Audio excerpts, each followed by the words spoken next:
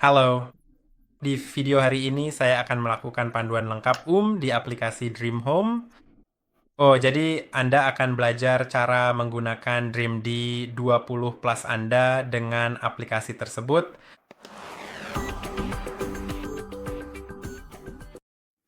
Ini adalah layar utama aplikasinya. Anda memiliki bagian-bagian yang berbeda. Di sini di bagian bawah, dan begitu Anda masuk ke bagian perangkat, itu adalah bagian yang paling penting, dan saya bisa katakan satu-satunya yang penting. Anda memiliki robot Anda yang terdaftar di sini, dan kemudian, Anda memiliki beberapa tugas cepat yang bisa Anda lakukan. Anda bisa memulai pembersihan, mulai mengisi daya, atau mengedit, pintasan ini. Anda bisa menambah lebih banyak, tapi saya tidak akan melakukannya sekarang. Mari kita langsung ke robotnya. Sebelum kita melakukannya, Anda juga bisa membagikan perangkat Anda, mengedit tata letak rumah Anda, yang berarti Anda bisa mengubah di ruangan mana perangkat itu berada. Anda bisa menetapkan perangkat yang berbeda ke ruangan yang berbeda agar nantinya lebih mudah dan lebih intuitif di aplikasi, tapi itu tidak terlalu penting. Kemudian Anda bisa mengganti nama perangkat atau menghapus perangkat, tapi mari kita masuk ke dalamnya dengan mengeklik Go. Sekarang kita punya banyak pilihan berbeda di sini. Pilihan-pilihan pertama terlihat di halaman ini, dan Anda bisa melihat peta Anda jika sudah dibuat. Jika belum, ada video tentang cara membuat peta pertama Anda. Lalu Anda bisa memulai pembersihan menyeluruh, yang berarti robot akan membersihkan seluruh peta. Dan kemudian Anda tinggal mengeklik Start Cleaning. Anda bisa mengeklik Dock. Jika robot saat ini tidak berada di dock, maka ia akan kembali ke dock, dan jika sudah di dock, Anda bisa melakukan auto empty yang akan secara otomatis mengosongkan tempat sampah ke dalam kantong debu. Begitu saya mengekliknya, Anda mungkin akan mendengarnya. Mulai pengosongan otomatis. Ya. Oke, sekarang sudah selesai. Anda juga bisa melihat apakah kantong debu Anda sudah penuh atau belum. Jika belum, maka Anda akan melihat lingkaran hijau. Jika tidak, jika tidak, jika sudah penuh, maka tentu saja Anda akan melihatnya dengan cara yang berbeda. Anda juga akan mendapatkan notifikasi mengenai hal itu. Anda juga bisa dengan cepat masuk ke pengaturan dock, tapi kita akan membahasnya nanti. Dan sekarang Anda juga bisa, seperti yang saya katakan, membersihkan semuanya, tapi Anda juga bisa melakukan pembersihan ruangan dan memilih ruangan mana yang akan dibersihkan. Saya hanya punya satu untuk saat ini, jadi itu saja. Lalu zona, dan Anda bisa langsung membuat zona. Anda bisa menambahkan beberapa zona, dan Anda bisa mengatur jumlah siklus, yang berarti berapa kali area tersebut akan dibersihkan. Jadi dalam kasus ini, kedua zona ini akan dibersihkan 3 kali, yang merupakan pembersihan yang cukup mendalam. Sekarang hal berikutnya ada di sini saat Anda mengeklik custom. Anda bisa mengatur penyedotan debu, jadi alat ini hanya menyedot debu tanpa mengepel, dan Anda bisa mengubah daya hisapnya. Anda juga bisa mengaktifkan daya hisap maksimal, dan Anda bisa mengubah rutenya, apakah cepat atau standar. Anda akan bisa melihat sebenarnya di gambar-gambar ini, yang standar akan menyusuri tepi untuk membersihkan dengan lebih baik, dan yang cepat tidak akan menyusuri tepi. Sekarang mop hanya untuk mengepel, dan Anda bisa mengubah tingkat kebasahan pel, yang merupakan jumlah air yang digunakan untuk mengepel, dan Anda juga bisa mengubah rutenya. Ada juga intensif yang juga membersihkan bagian tepi, tetapi memiliki jalur yang lebih rapat untuk membersihkan dengan lebih presisi. Lalu ada sedot dan pel. Anda juga bisa mengubah daya hisap, tingkat kebasahan pel, dan rute, dan ada juga kustomisasi, yang berarti untuk setiap ruangan Anda bisa mengatur pengaturan pembersihan yang berbeda. Sekarang, mari kita beralih ke dua hal berikutnya di sini. Tombol-tombol ini. Salah satunya adalah tampilan peta. Anda bisa mengubah bagaimana peta ditampilkan. Anda bisa mulai menampilkan nama ruangan, material lantai. Anda bisa memutar peta Anda, dan Anda bisa mengubah gaya peta menjadi 2 dimensi atau 3 dimensi. Menurut saya 2D lebih nyaman. Biasanya tidak terlalu suka menggunakan 3D, tapi tentu saja Anda bisa mencobanya. Nah, hal berikutnya adalah pengeditan peta, dan ada banyak hal berbeda, dan saya tidak akan menjelaskannya hari ini karena itu akan membuat videonya 2 kali lebih panjang. Ada banyak hal yang berbeda. Anda bisa mengedit peta Anda di sini. Anda bisa mengubah, membagi ruangan, mengubah jenis lantai, menambahkan zona terlarang dan dinding virtual yang sangat penting dan hal-hal lainnya. Dan semua itu bisa dilakukan. Jika Anda ingin mempelajari cara melakukannya, Anda dapat menemukan video tentang cara mengedit peta di saluran kami.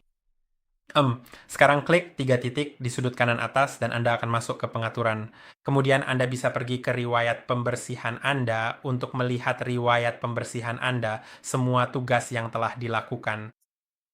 Anda bisa menjadwalkan pembersihan yang juga sangat berguna.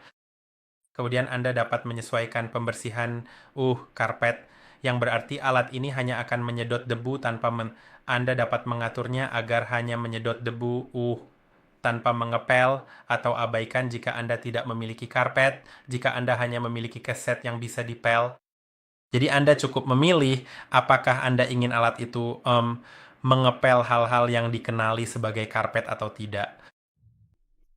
Lalu Anda bisa menemukan pengaturan pembersihan lantai yang berarti alat ini bisa membersihkan searah dengan arah lantai setelah Anda mengaturnya di pengeditan peta. Kemudian alat ini akan meminimalkan gesekan pada sambungan lantai. Nah, hal berikutnya adalah pengaturan dock dan Anda dapat mengubah frekuensi pengosongan otomatis. Sekarang bahasa dan volume juga bisa diatur di sini. Sekarang Anda memiliki lebih banyak fungsi di sini. Anda bisa menambahkan pitasan layar utama di ponsel Anda, yang cukup berguna. Lalu Anda bisa mengatur mode jangan ganggu lebih mungkin di malam hari, tapi juga mungkin saat Anda bekerja, jika Anda bekerja dari rumah, saat robot tidak akan melakukan beberapa hal. Ada juga video tentang hal itu. Anda bisa mengaktifkan pengisian daya di luar jam sibuk untuk pengisian daya yang lebih murah jika Anda memiliki seperti energi yang lebih murah pada jam-jam tertentu, pada jam di luar jam sibuk dan jam sibuk lebih mahal, maka Anda bisa mengaturnya. Anda bisa juga mengatur mode lanjutkan pembersihan yang akan secara otomatis kembali ke dock saat baterai lemah dan secara otomatis melanjutkan pembersihan dengan saat sudah terisi daya. Lalu Anda juga bisa mengaktifkan kunci anak sehingga tombol-tombolnya tidak bisa dioperasikan oleh anak-anak. Dan Anda hanya bisa memulainya dari aplikasi. Dan fungsi tombol-tombol itu hanyalah jika robot sedang mengerjakan tugas. Saat Anda menekan tombol apapun, robot itu hanya akan berhenti dan itu saja. Kemudian notifikasi bisa diaktifkan atau dinonaktifkan. Anda juga bisa melakukan kontrol jarak jauh, jadi Anda bisa secara manual mengontrol robot Anda. Lalu manajemen Wi-Fi, dan Anda bisa menambahkan lebih banyak jaringan Wi-Fi. Jadi ini sangat di burnover ya. Jika Anda memiliki beberapa jaringan di rumah karena koneksinya hilang di beberapa tempat dan Anda memiliki jaringan yang berbeda. Anda bisa menambahkan semuanya sehingga robot bisa beralih di antara jaringan tersebut secara otomatis. Dan sekarang Anda juga bisa mencari robot jika Anda tidak tahu di mana posisinya saat ini. Saat Anda mengkliknya, saya di sini, ia akan bersuara, saya di sini. Jadi Anda tahu di mana posisinya.